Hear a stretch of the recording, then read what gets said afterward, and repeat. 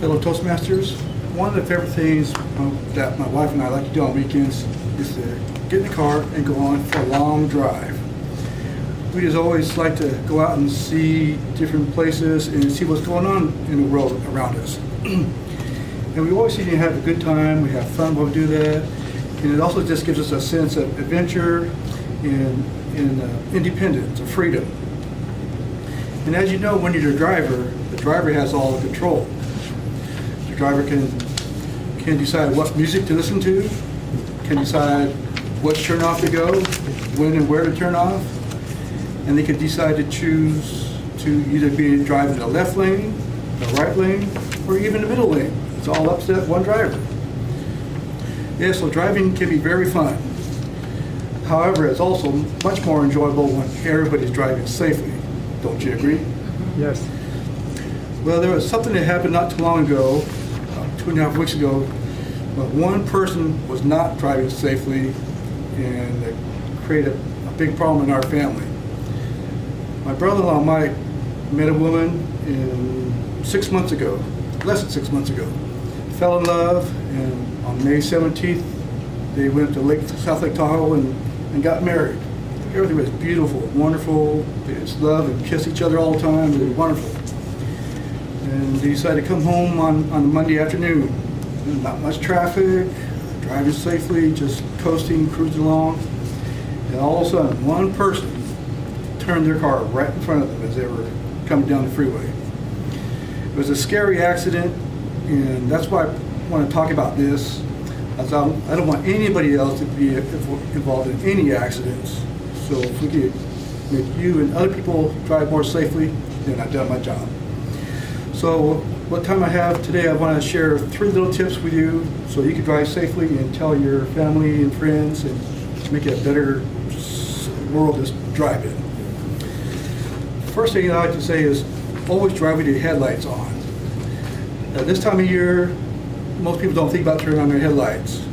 But when the sun goes down or when the sun rises, you can't always see all the cars are around you, right?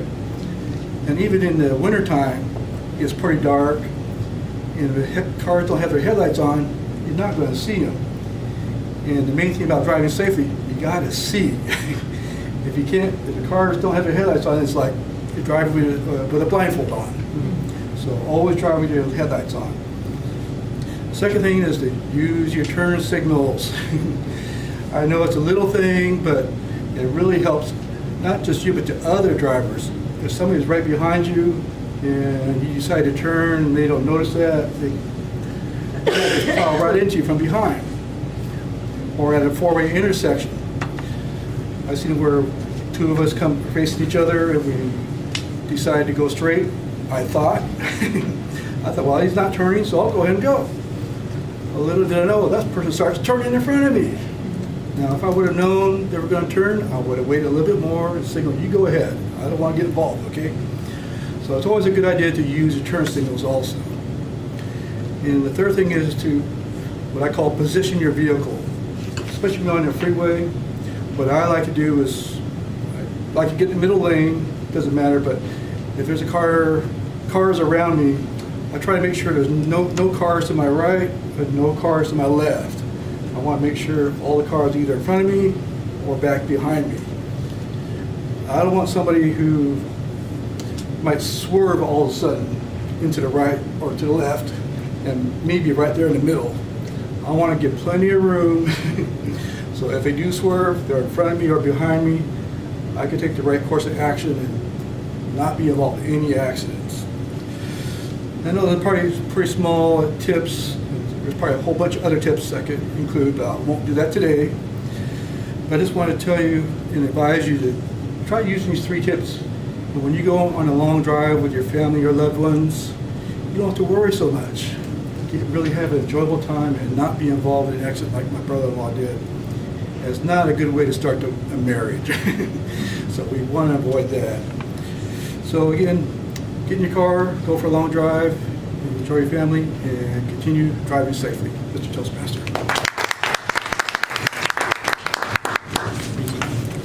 Please provide feedback to Ken, and also if you could vote for your best speaker, pass it on to Melody.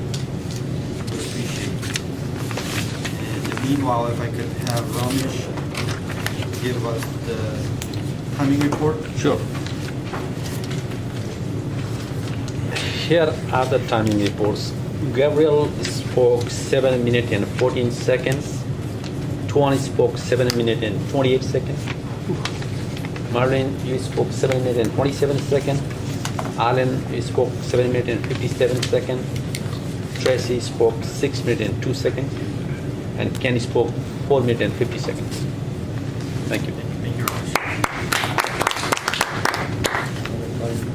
Just one speaker or vote for the best speaker? Best speaker. Just one. I think all the speakers are the winner. Thank you all of you for volunteering and agreeing to speak today.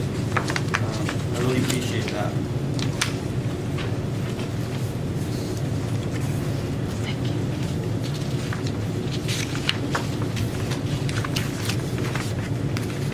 So while Winley is counting votes, how about we ask other members to participate?